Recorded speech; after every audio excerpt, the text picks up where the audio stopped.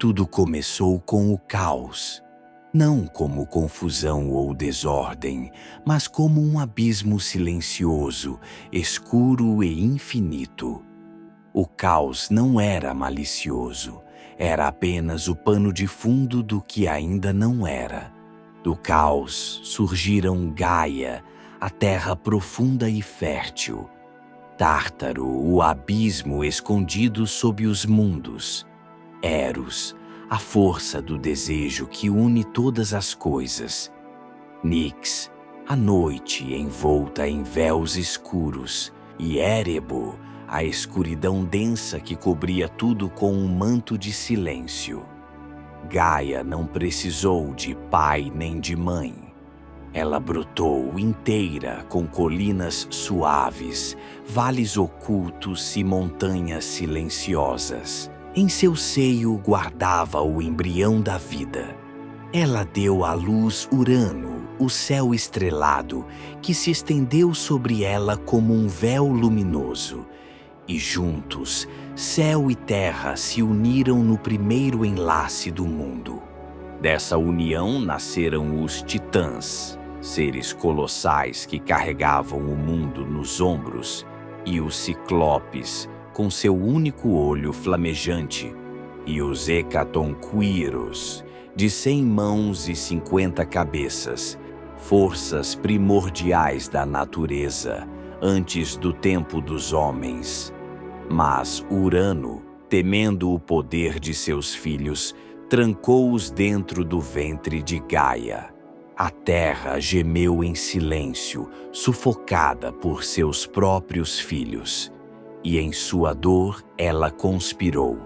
Chamou um de seus filhos, Cronos, o mais astuto dos titãs, e lhe entregou uma foice curva feita de pedra celestial.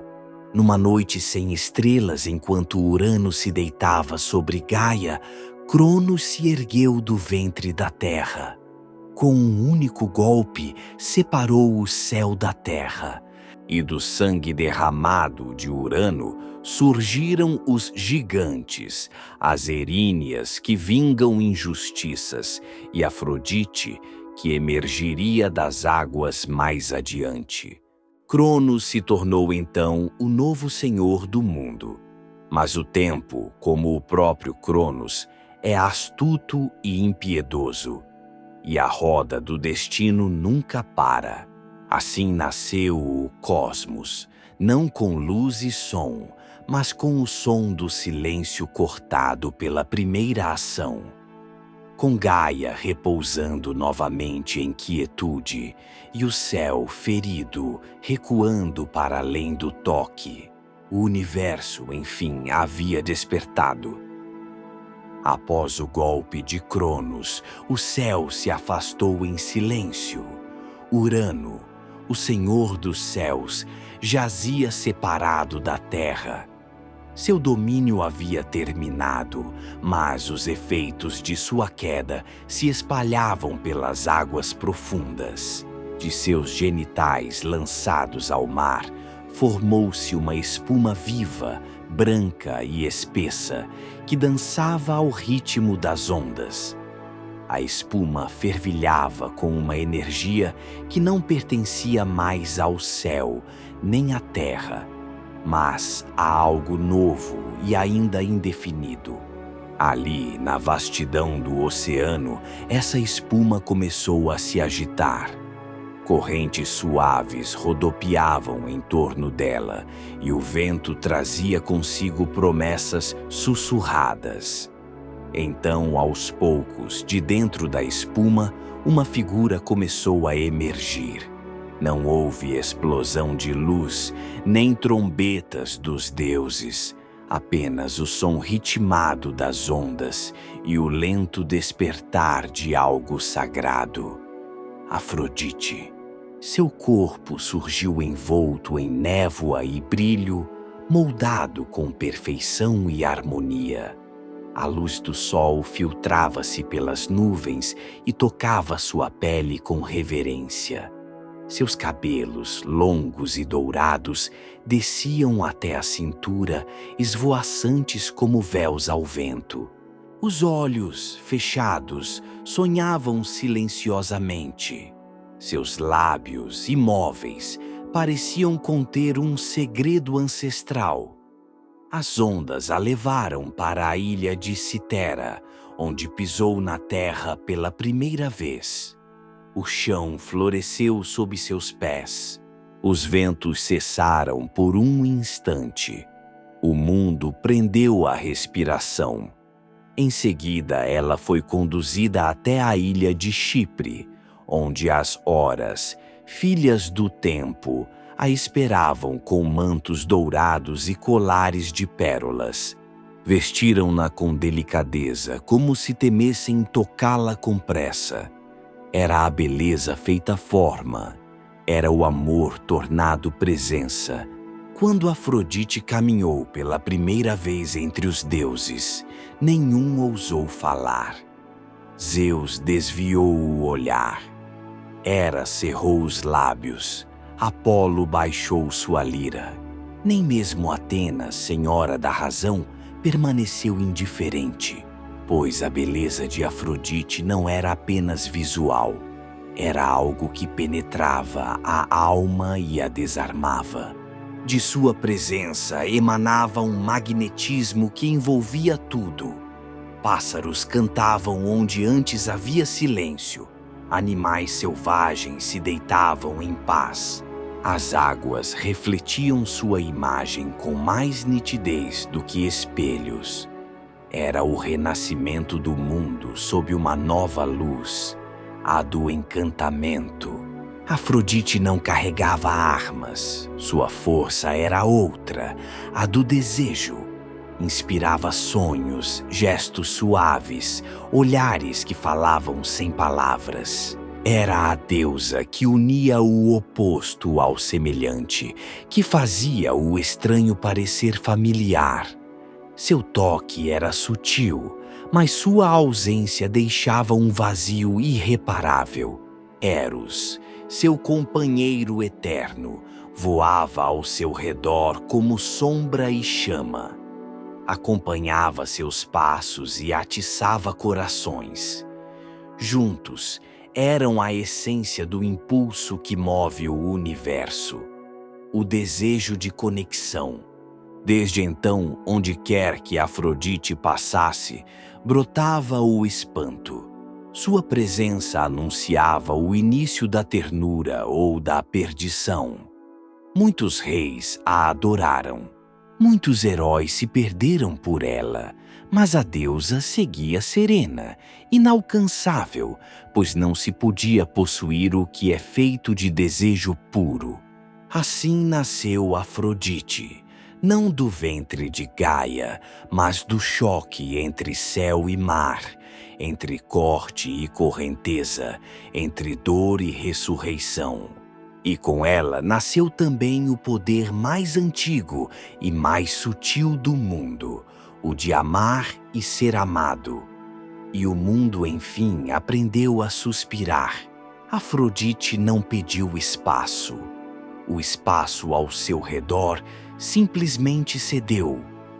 Desde aquele dia, seu nome ecoa em preces e suspiros, em esculturas, em versos, em silêncios compartilhados entre amantes. Afrodite tornou-se símbolo e presença viva, nunca possuída, sempre invocada, nunca limitada, sempre lembrada. E mesmo nos sonhos mais profundos, quando os olhos fecham e o mundo se aquieta, há quem sinta sua aproximação, leve como brisa, profunda como maré, pois onde há amor há Afrodite, e onde há saudade é porque ela já passou por ali. Ela não escolhia lados em batalhas, nem decidia destinos como as moiras, mas inclinava vontades com um gesto, alterava rotas com um olhar. Onde imperava a lógica, ela semeava incertezas doces. Onde havia ódio, ela soprava desejo. E onde restava apenas solidão, ela se tornava lembrança. Seus santuários foram erguidos em ilhas, em cavernas escondidas, em jardins murmurantes e praças banhadas pelo sol do fim da tarde. Não havia um templo que a contivesse, pois sua verdadeira morada era o coração dos que ansiavam, dos que se perdiam em pensamentos sem nome, dos que desejavam sem entender por quê. Afrodite não pertencia a um tempo ou povo.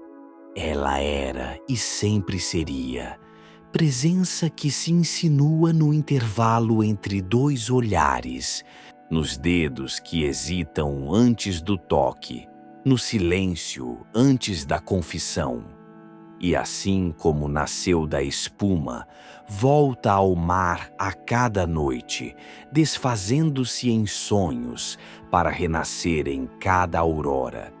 Quando o mundo, ainda sonolento, se lembra que amar é também mergulhar no mistério. E assim, das espumas do mar, surgiu Afrodite, a deusa que ensina aos imortais e mortais o peso e o prazer do desejo. Mas enquanto a beleza nascia sobre as ondas, o mundo ainda era jovem e turbulento. Os titãs reinavam com mãos de ferro e Cronos, o senhor do tempo, devorava seus próprios filhos, tentando enganar o destino que já o assombrava. Até que, do ventre de Reia, nasceu aquele que mudaria para sempre o rumo do cosmos. Um choro ecoou nas cavernas de Creta, e os trovões tremeram nos céus pela primeira vez. Agora deixe que a brisa dos ventos te leve ao alto do Olimpo, porque é hora de conhecer aquele que governa o raio, o céu, a ordem e o caos. Zeus, o rei dos deuses, o libertador do mundo e o senhor dos juramentos eternos. Muito antes dos trovões ecoarem pelos céus, Zeus era apenas um presságio, uma esperança silenciosa, gestada no ventre de Reia. O mundo, então, estava sob o domínio sombrio de Cronos, o titã do tempo que reinava com desconfiança e temor. Advertido por uma antiga profecia de Gaia e Urano, ele sabia, um de seus filhos seria seu destruidor. E assim, num gesto de desespero, engolia cada recém-nascido que Reia lhe dava. Engoliu Héstia, Deméter, Hera, Hades e Poseidon. Mas quando o sexto filho nasceu, Reia se rebelou contra o destino. Guiada por Gaia, escondeu o menino numa caverna secreta nas montanhas de Creta e entregou a Cronos uma pedra envolta em panos. Cronos, enganado, devorou a rocha sem hesitar. Enquanto isso, Zeus crescia em segredo, amamentado pela cabra Amalteia e protegido pelos Curetes, guerreiros que batiam seus escudos para abafar o choro do infante divino. Com o tempo, Zeus se tornou forte, astuto e grandioso. Já adulto, buscou a sabedoria de Metis, deusa da prudência, que lhe deu uma poção capaz de forçar Cronos a regurgitar os irmãos. Um a um, os deuses perdidos retornaram à luz, intactos no tempo que não os tocara dentro do Titã. Unidos, Zeus, Héstia, Deméter, Hera, Hades e Poseidon declararam guerra aos titãs, e o cosmos tremeu. A guerra que se seguiu ficou conhecida como a Titanomaquia. Por 10 anos os céus se cobriram de relâmpagos e a terra rachou sob o peso de deuses em batalha. Para vencer, Zeus desceu ao Tártaro e libertou os Hecatonquíros, gigantes de 100 braços, e os Ciclopes, os forjadores do destino.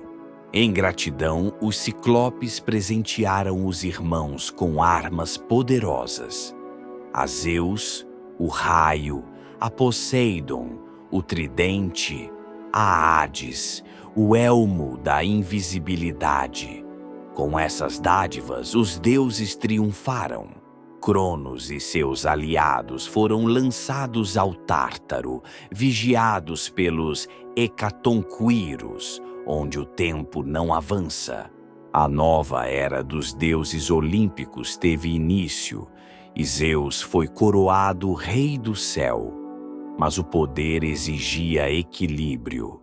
Zeus, Poseidon e Hades dividiram entre si os reinos do mundo, os céus, os mares e o submundo. A terra, vasta e fértil, seria domínio comum, sujeita à vontade dos três. Zeus assentou-se no trono do Olimpo, erguido nas nuvens, envolto por brumas e silêncios sagrados. Lá tornou-se o árbitro dos pactos, o juiz dos mortais, o regente das assembleias e protetor dos lares. Seu raio não era apenas arma, mas símbolo de justiça. Sua águia, mensageira vigilante, cruzava os céus em seu nome, observando os juramentos e punindo os que os quebrassem. No entanto, Zeus também era desejo. Movido por paixões intensas, tomava formas diversas para se unir a deusas, ninfas e mortais.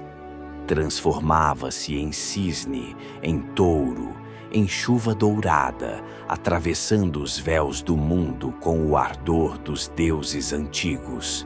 Dessas uniões nasceram figuras fundamentais: Perseu, Héracles, Minos, Helena e muitos outros cujas vidas moldariam reinos, guerras e destinos. Por trás do trono, Hera, sua esposa e rainha do Olimpo, observava em silêncio. Sua fúria era fria, paciente, tecida em maldições. Não podia confrontar Zeus diretamente, mas jurava punir cada desvio, cada descendente bastardo, cada mortal amado por ele. Assim, as paixões de Zeus alimentavam tanto os mitos heróicos quanto os sofrimentos humanos. Ainda assim, entre os deuses, não havia poder que se comparasse ao seu. Zeus era a ordem sobre o caos, o trovão que impunha limites, o sopro que renovava os pactos antigos.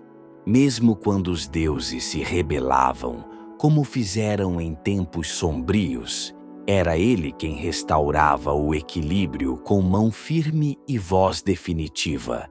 Ele era o tempo após o tempo de Cronos. Não apenas o novo rei, mas o novo mundo. E mesmo nas madrugadas mais calmas, quando as estrelas brilham imóveis e o vento sussurra entre colinas adormecidas, é Zeus quem vigia, não dorme, não se ausenta, pois o céu e tudo que dele depende respira sob sua vontade. E assim, do caos e da tirania de Cronos, emergiu uma nova ordem. Zeus ergueu-se como o Senhor dos céus, coroado não apenas pela força, mas pela promessa de equilíbrio. Mas nenhum reino se sustenta sozinho. O tempo dos titãs terminara, e agora os deuses precisavam dividir o mundo, céu, mar e submundo. Ao lado de Zeus, seus irmãos ressurgiram. Hades, o silencioso, e Poseidon, o impetuoso. Cada um recebeu uma coroa ancestral, um domínio vasto e sagrado. E se Zeus seria o trovão nos céus, Poseidon se tornaria a maré nas entranhas da terra. É tempo, então, de mergulhar nas águas profundas, de ouvir o rugido das ondas e o chamado das criaturas do abismo, de seguir até o coração líquido do mundo, onde pulsa o tridente de Poseidon, o senhor dos mares eternos.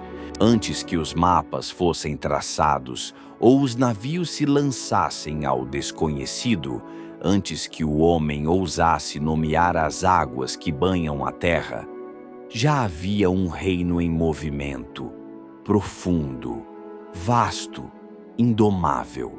E sobre esse domínio líquido, uma presença antiga pulsava: Poseidon, o deus dos mares, nascido da união entre Cronos, o titã do tempo, e Reia, a mãe dos deuses. Poseidon veio ao mundo cercado por presságios sombrios. Seu pai, temendo a profecia de que seria destronado por seus próprios filhos, devorava cada um ao nascer, engolindo-os vivos, um a um. Assim pereceram por um tempo Héstia, Deméter, Hera, Hades e Poseidon. Mas Reia, ao dar à luz seu sexto filho, Zeus, recusou-se a repetir o ciclo. Escondeu o recém-nascido nas cavernas de Creta e ofereceu a Cronos uma pedra embrulhada em panos. Anos depois, Zeus retornou. Com a astúcia da deusa Metis, enganou o titã e o forçou a vomitar os filhos que havia engolido. Poseidon, renascido do ventre sombrio, emergiu com fúria contida e poder latente. Estava livre e agora, ao lado dos irmãos, preparava-se para a guerra. A batalha contra os titãs ecoou pelos céus e pelas profundezas. Durante 10 anos, os deuses enfrentaram seus ancestrais na Titanomaquia, até que, armados com as armas forjadas pelos ciclopes, Zeus com o raio, Hades com o elmo da invisibilidade e Poseidon com o tridente, os filhos de Cronos triunfaram. Com a vitória veio a partilha do mundo. Zeus recebeu os céus, Hades as profundezas infernais e Poseidon o mar. Mas os deuses antigos não escolhem por sorte. A água já o reconhecia como seu senhor. Poseidon desceu às profundezas e ali construiu seu reino. Em um palácio feito de corais vivos, conchas reluzentes e pedras cintilantes, ergueu seu trono ao lado de Anfitrite, sua rainha, uma das Nereidas, filhas do antigo mar. Seu cetro era o tridente, forjado por ciclopes, com poder para convocar maremotos, fender continentes e fazer o solo estremecer. Pois, além do mar, Poseidon era também o deus dos terremotos, e seu passo fazia a terra tremer. Os mortais o temiam e o reverenciavam.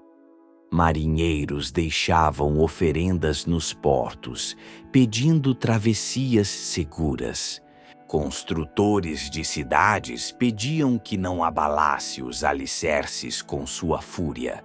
Sacrificavam cavalos, símbolo de sua ligação com a terra firme e com as forças brutas da natureza. Seu temperamento era tão imprevisível quanto o oceano. Num momento, sereno como um lago sob a luz das estrelas. No instante seguinte, devastador como uma tempestade de verão. Era justo, mas implacável.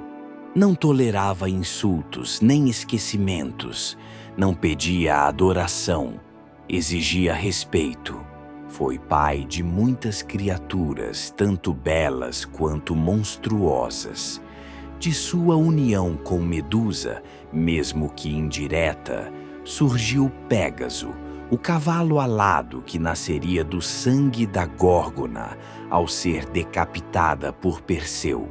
Teve filhos com ninfas, deusas imortais, entre eles o temido ciclope Polifemo e o impiedoso Anteu, que retirava sua força do chão até ser vencido por Hércules, que o ergueu nos braços, cortando seu vínculo com a terra.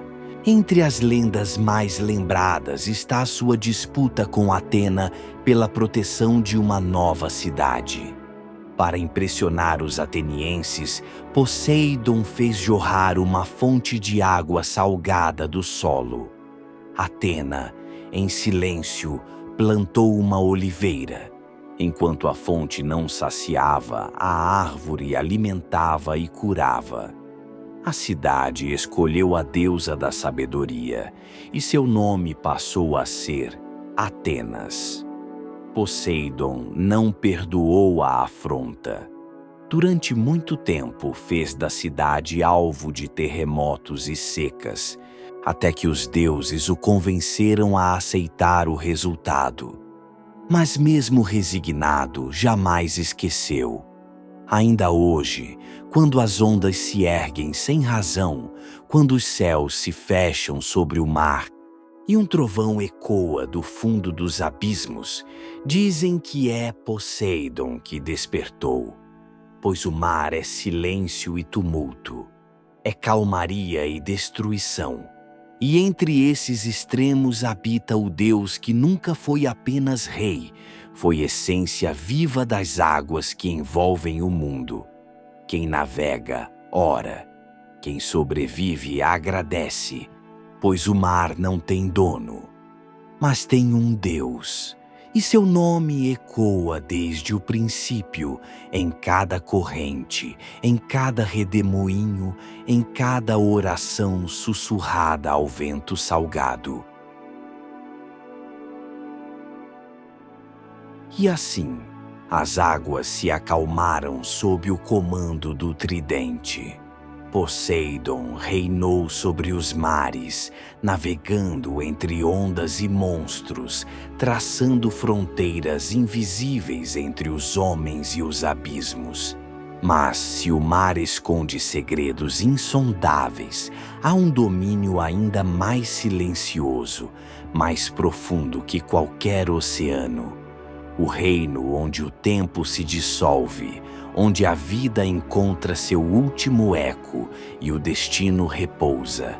Chegou a hora de descer além das correntes e do sal, de atravessar as sombras e adentrar o submundo, onde nenhuma estrela alcança, e onde aguarda Hades, o Senhor dos mortos. Prepare-se para silenciar os pensamentos, porque agora o sono se confunde com a eternidade. Vamos cruzar as portas do invisível e ouvir a história daquele que governa onde todos, um dia, chegarão. Muito abaixo do eco das montanhas, além da última raiz das árvores e do fim do céu visível, existia um reino velado pela sombra, e não pelo mal. Um domínio onde o tempo adormece e as almas caminham sem pressa nem retorno. Esse lugar, antigo como a própria criação, era regido por Hades, o senhor do submundo. Filho de Cronos e Reia, irmão de Zeus, Poseidon, Hera, Deméter e Héstia, Hades nasceu em um mundo de medo. Engolido por seu pai como os demais irmãos, foi libertado por Zeus quando chegou a hora da revolta. Juntos os filhos se ergueram contra os titãs e com a vitória dividiram o mundo. Zeus recebeu os céus, Poseidon os mares e Hades, as profundezas silenciosas.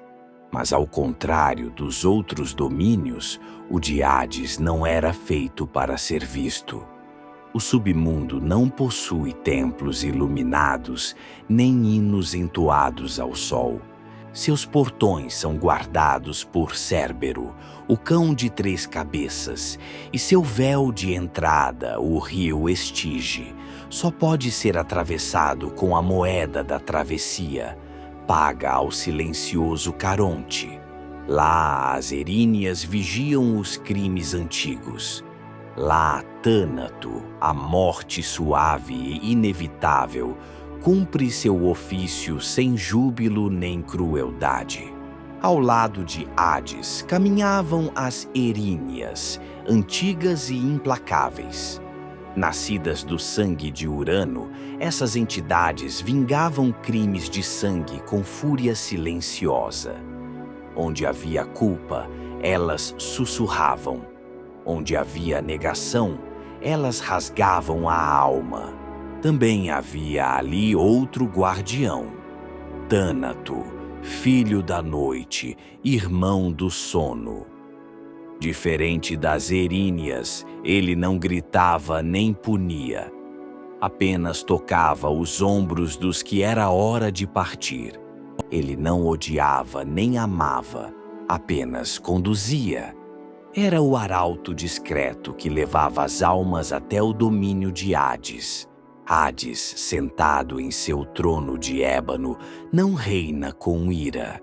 Seu domínio não é punição, é destino. Ele não castiga, mas recebe. É o fim de todas as jornadas, o repouso final de reis e pastores, heróis e covardes.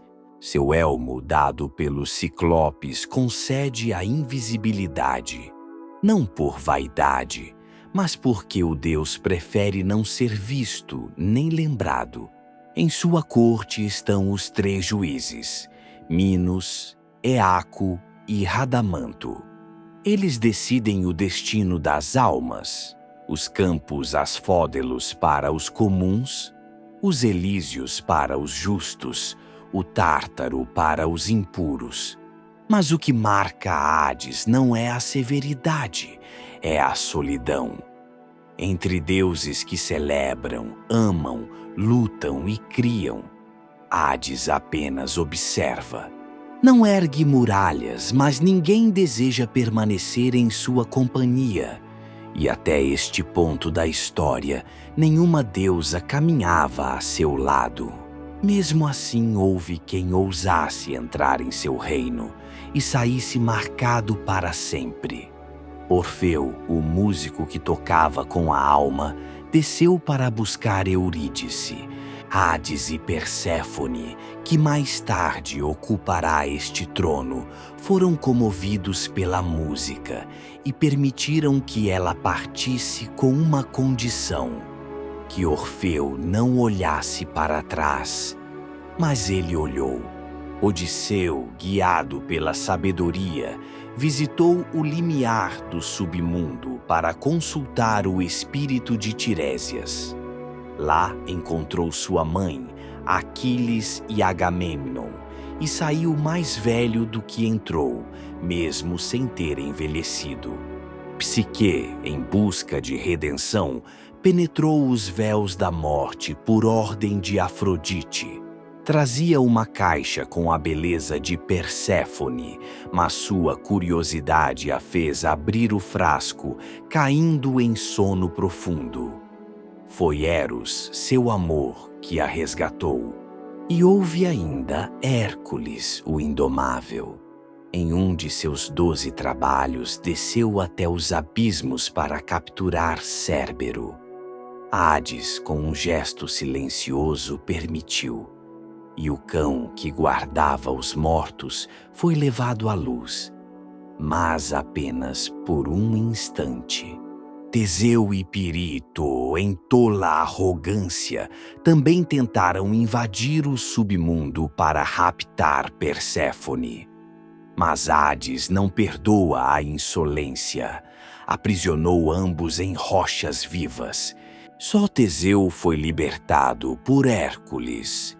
Pirito, o insolente, permaneceu eternamente ali, como lembrança do que não deve ser profanado. Esses foram os poucos que cruzaram os véus entre os mundos, mas nenhum voltou intacto. Hades permanece imutável como o destino. Seu trono não brilha, mas sustenta a ordem do universo, pois sem ele a vida não teria limite, e sem limite não haveria sentido. Mas até mesmo o silêncio absoluto do submundo foi um dia perturbado, pois houve um tempo em que algo floresceu em meio às sombras. Não foi uma rebelião, nem um desafio, mas uma presença viva, luminosa e inesperada. Uma jovem deusa, filha da colheita e da primavera, cruzaria os limites do mundo dos vivos e nunca mais sairia da mesma forma. Na próxima jornada desceremos com ela, Perséfone, a donzela raptada, a deusa partida em duas. Sua história ecoa como um sussurro entre as estações, tecida entre flores e cinzas, entre desejo e saudade. Agora feche os olhos, respire fundo, deixe-se levar pelas brumas que dividem os reinos. Deixe-se levar pelas brumas que dividem os reinos, porque está prestes a começar a história de Perséfone, a rainha do submundo. Antes de vestir o manto sombrio de rainha, Perséfone era apenas uma jovem de riso leve, cabelos dourados ao vento, passos entre flores. Filha de Deméter, senhora das colheitas e da abundância, cresceu sob olhos atentos, num amor que misturava ternura e temor, como se o mundo fosse um lugar perigoso demais para tocar a pureza daquela flor. Era comum vê-la entre campos e vales, acompanhada por ninfas e pelas horas, colhendo narcisos, íris, jacintos e lírios. O tempo parecia deter o fôlego onde ela passava, mas havia um dia, um lugar e um único narciso que mudariam tudo. Era maior, mais brilhante, quase irreal. Ao se curvar para colhê-lo, a terra gemeu com um som surdo. Uma rachadura rasgou o solo. As ninfas gritaram, mas seus gritos foram engolidos pela fenda. Do abismo surgiu uma carruagem negra, puxada por cavalos imortais de olhos flamejantes. O ar ficou pesado, o mundo suspenso. Nela estava Hades, senhor do mundo inferior. Mas seu olhar não era selvagem, era antigo, familiar. Quando os olhos de Perséfone encontraram os dele, não houve fuga. Houve um silêncio espesso, e então, num instante sem tempo, ela foi levada. As ninfas correram, choraram. Mas nada restou senão um campo mudo, uma flor caída e a terra fechada.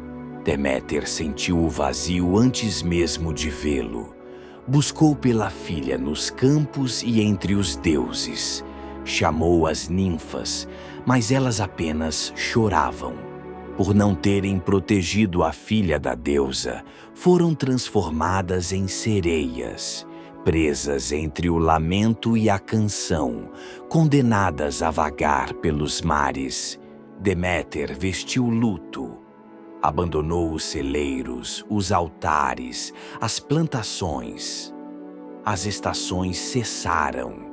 O trigo não brotou. Homens morriam de fome. A terra, antes fértil, tornava-se cinza sob o peso da perda. Foi então que, em uma noite sem estrelas, Deméter sentiu outra presença. Hécate, a senhora dos limiares e encruzilhadas, veio ao seu encontro. Na mão, uma tocha de chamas silenciosas. Disse ter ouvido o grito, mas não viu quem o levou. Juntas foram ao sol. Hélio, o vigilante que tudo vê, falou com pesar.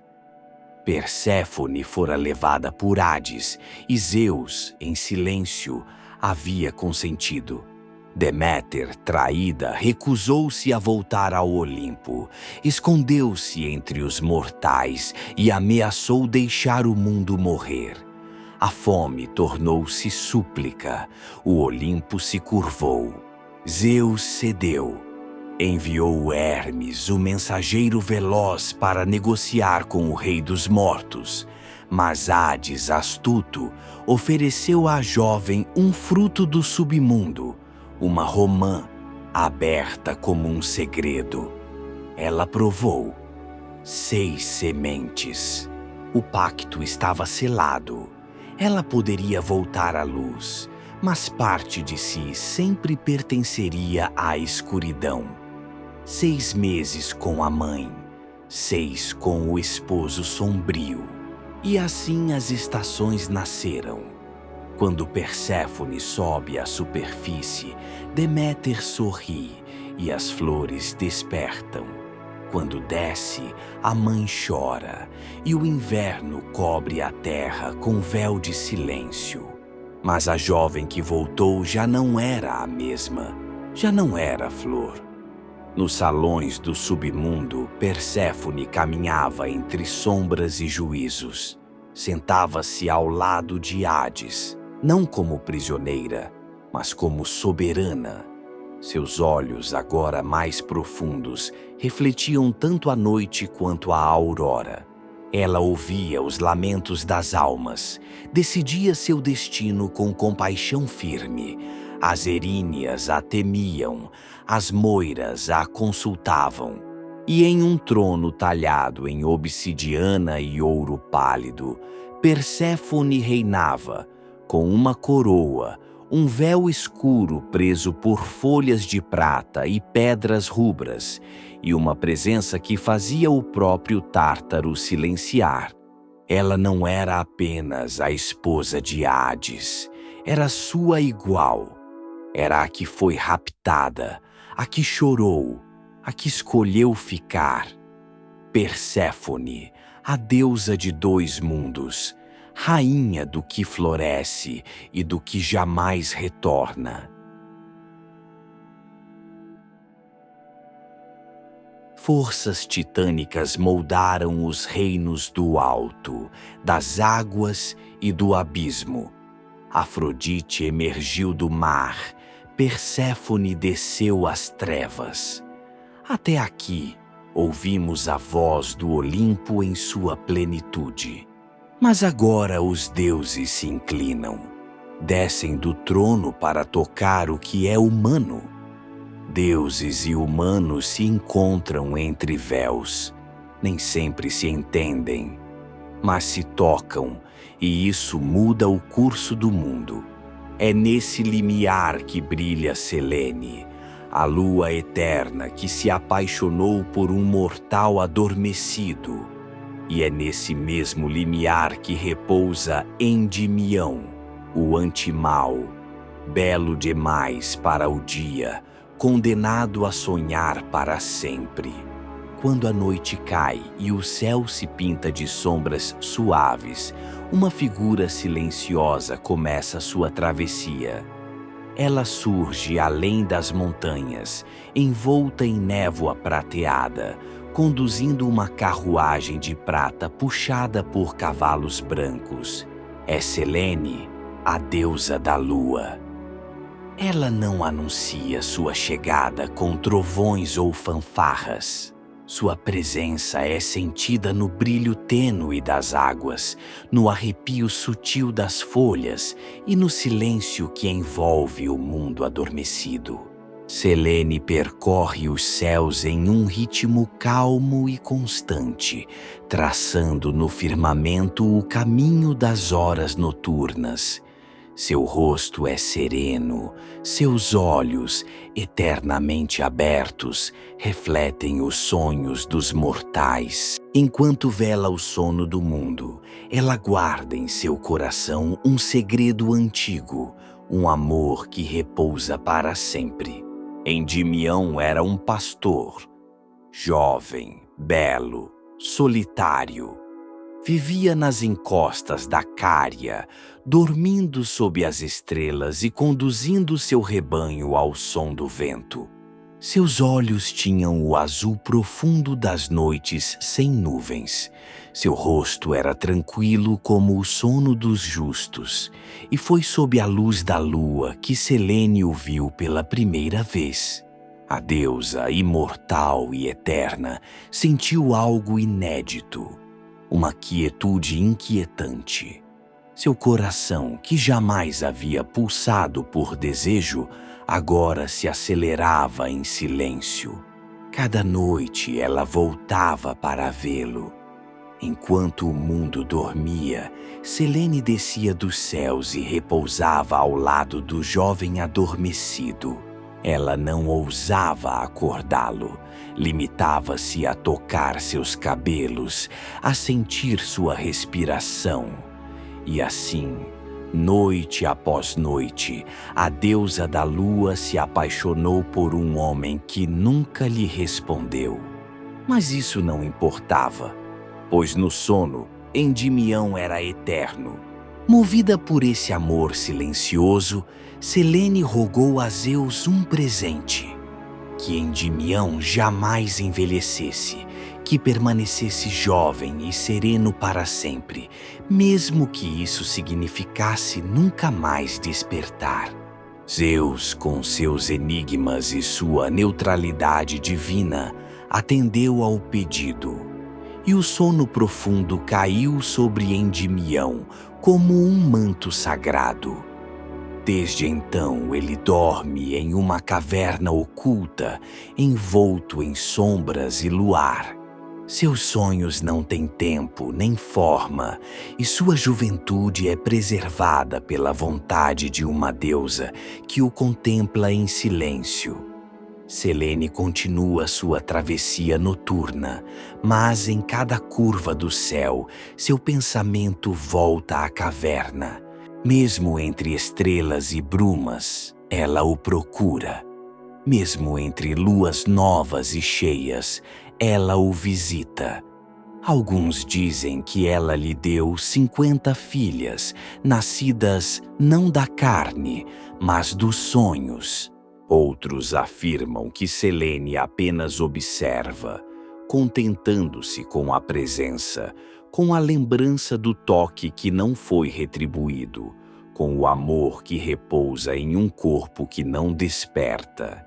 E ainda hoje, quando a lua parece mais cheia e luminosa, há quem diga que Selene está especialmente próxima, que naquela noite seu olhar repousa um pouco mais demorado sobre a terra, e que em alguma caverna escondida, um jovem de beleza imutável sorri em sonho sem saber por quê, pois o amor de Selene não exige retorno, ele apenas existe, como a luz da lua que toca a todos, mas não pertence a ninguém.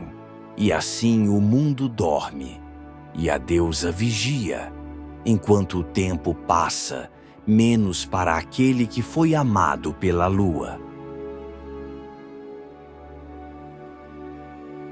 Mas enquanto Selene desce à terra em busca de um amor que dorme, há quem ouse descer ao submundo por um amor que morreu.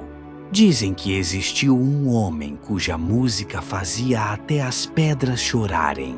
Seu nome era Orfeu, filho da musa Calíope e, segundo alguns sussurros antigos, filho também de Apolo. Tinha nos dedos o dom de dobrar o mundo. Com sua lira encantava as árvores, os rios, os ventos e os animais. Até o silêncio parava para escutá-lo. Orfeu não era guerreiro nem rei, Seu trono era feito de som e sua espada de melodia. O que ele tocava não feria, mas fazia lembrar, desejar, amar. Foi em meio a uma melodia que ele a viu. Eurídice, ninfa dos campos, de olhos claros e passos de neblina. Ela se aproximou como quem flutua, e Orfeu sentiu pela primeira vez que sua música havia se tornado carne. Casaram-se ao som das flautas dos sátiros, sob a bênção das musas e dos carvalhos antigos. O amor parecia eterno, mas os deuses que tecem o tempo com ironia sabem que eternidade é coisa que não pertence aos mortais. Num dia claro, Eurídice caminhava entre flores, quando Aristeu, pastor tomado de desejo, tentou forçá-la. Ela correu. O campo tornou-se armadilha. Pisou numa serpente escondida entre as folhas. O veneno entrou em seu sangue como um segredo mortal. E antes que o mundo notasse, ela caiu. A vida se desfez em silêncio. Orfeu desabou. A música cessou. Durante dias não falou, depois cantou, e quando o fez, o mundo chorou junto.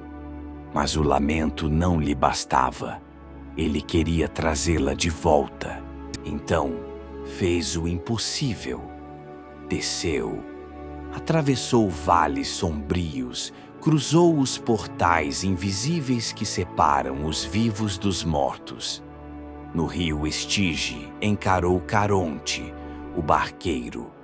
Não pediu, tocou, e a barca partiu. Cérbero, o cão de 3 cabeças, rosnou ao vê-lo, mas a lira acalmou até seus pesadelos. Orfeu seguiu adiante entre almas suspensas, campos de melancolia e o som longínquo das penas que jamais cessam. Chegou aos salões de Hades e Perséfone. Ali, onde a luz não entra, onde tudo é memória e poeira, Orfeu cantou. Cantou a dor do amor interrompido. Cantou os dias que não seriam vividos. As palavras que morreram antes de serem ditas. Cantou tão profundamente que até as eríneas, deusas da vingança, cessaram seu lamento. Perséfone, tocada, chorou, e Hades, senhor do imutável, não moveu um dedo, mas moveu o destino. Concedeu a Orfeu o retorno de Eurídice. Com uma condição cruel, ele deveria caminhar à frente sem olhar para trás, até que ambos estivessem fora do reino dos mortos. Orfeu concordou. Subiram juntos, ela atrás dele em silêncio. Mas o caminho do submundo é longo, e as dúvidas são sombras que sussurram no escuro. Será que ela vinha mesmo? Ou teria ficado para sempre entre as cinzas? Faltando apenas um passo até a luz, Orfeu virou-se. Eurídice estava ali. Mas ao olhar, ele quebrou o pacto. E ela, como bruma ao amanhecer, foi tragada de volta. Ele gritou, mas o grito não ecoou. Tentou segui-la, mas desta vez os deuses se calaram. Orfeu retornou ao mundo dos vivos com as mãos vazias e a alma em pedaços. Vagou pelas florestas, a lira voltou a tocar, mas agora cada nota era uma lágrima. Dizem que ele nunca mais amou e que as mulheres da Trácia, enfurecidas com sua recusa, o despedaçaram. Sua cabeça rolou pelos rios, ainda cantando o nome de Eurídice. A lira foi levada aos céus e tornou-se constelação. Mas sua música Ah, essa permanece. À noite, quando tudo silencia, se você ouvir com atenção, talvez escute um som antigo, feito de amor perdido e esperança que ousou descer ao submundo.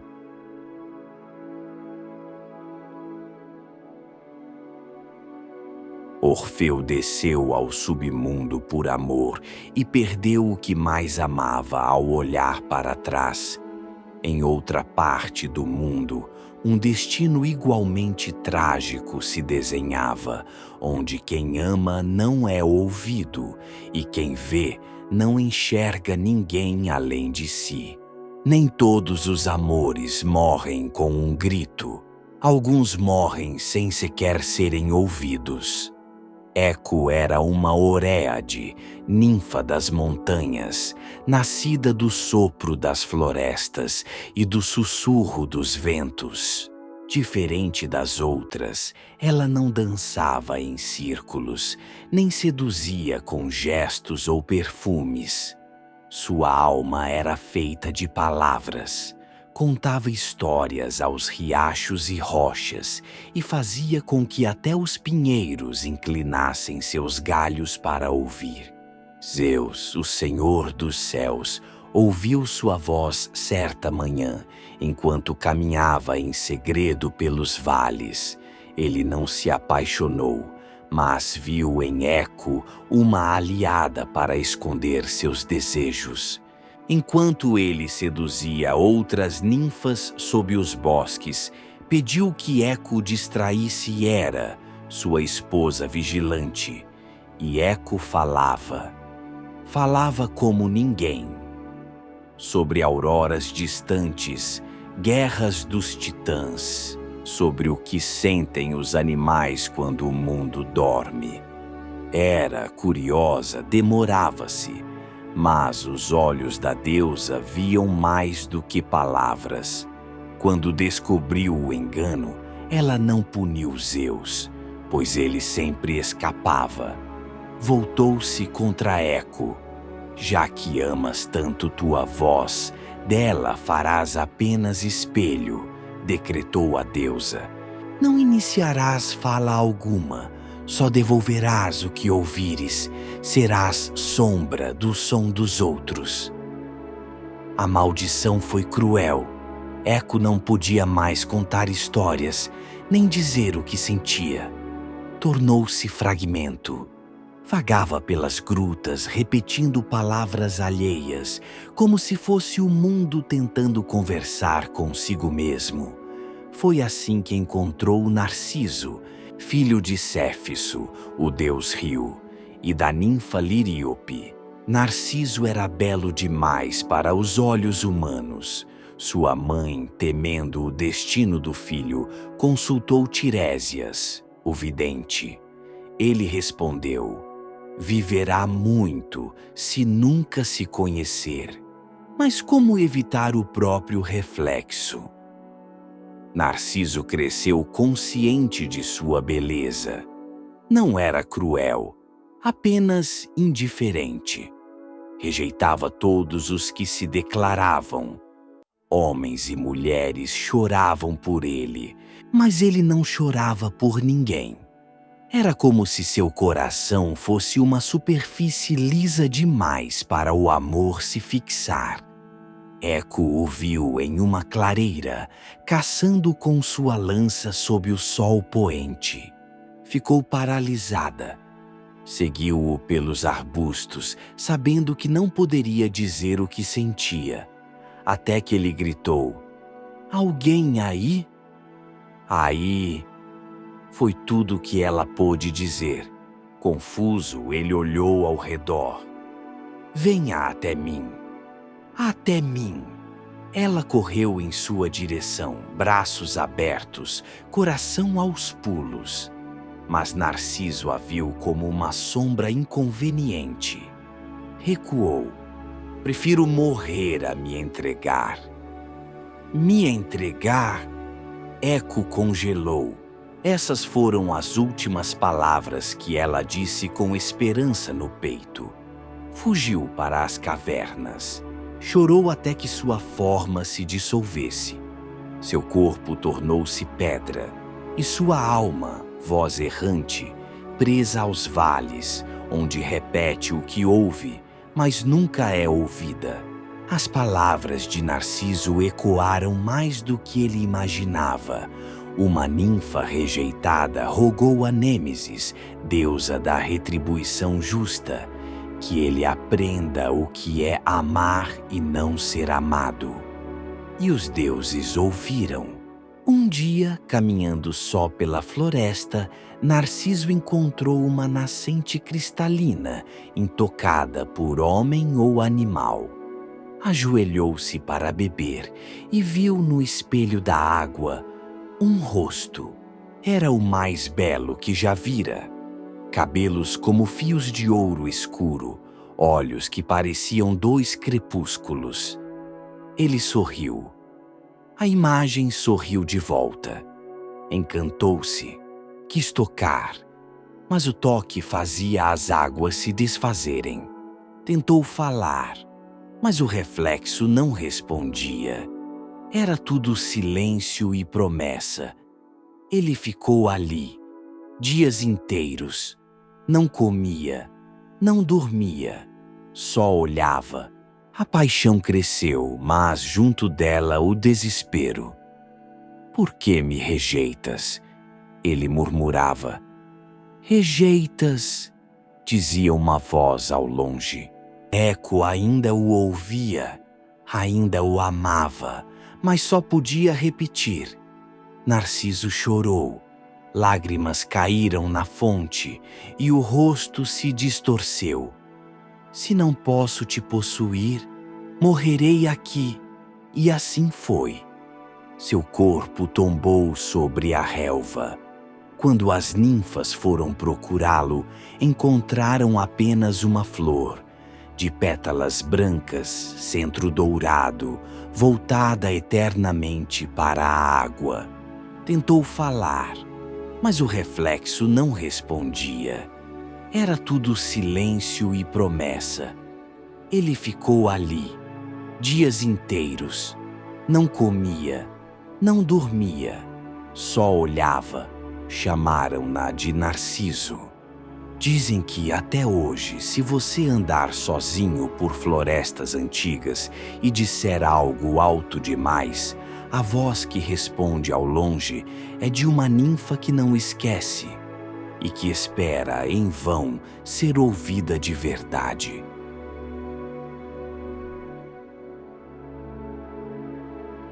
Enquanto a voz de Eco se esvai pelos vales e a flor de Narciso repousa imóvel à beira da fonte, os deuses sussurram em outro plano, onde o silêncio é poder e os olhos dos mortais se fecham sem perceber. Antes que o mundo adormeça, antes que os olhos pesem, um Deus caminha entre véus, invisível. Seu nome é Hypnos, a personificação do sono. Filho de Nix, a noite, e irmão gêmeo de Thanatos, a morte serena. Hypnos não habita o Olimpo. Mora além do horizonte ocidental, num vale esquecido onde nem o sol ousa entrar. Ali, cercado por plantas do esquecimento e rios de quietude, ergue-se sua morada, uma caverna sem portas nem janelas, pois a luz e o som são intrusos em seu domínio. Hypnos não fala, ele sussurra. Seu corpo é jovem, mas antigo como o tempo. Suas asas, pequenas e suaves, nascem dos ombros e batem em silêncio ao pairar sobre os mortais. Vestido com um manto de estrelas apagadas, ele se aproxima das pálpebras cansadas e as fecha com um toque sem peso. Nem mesmo os deuses escapam. Em tempos antigos, Hera implorou seu auxílio. Ela queria distrair Zeus para interferir na guerra de Troia. Hypnos relutou, temia a fúria do rei do Olimpo, mas, ao receber a promessa de uma das Cárites como esposa, aceitou. Enquanto Zeus repousava nos braços de Hera, Hipnos o envolveu no mais profundo torpor, e por instantes o mundo foi livre da vontade do trovão. Quando descobriu a traição, Zeus explodiu em ira.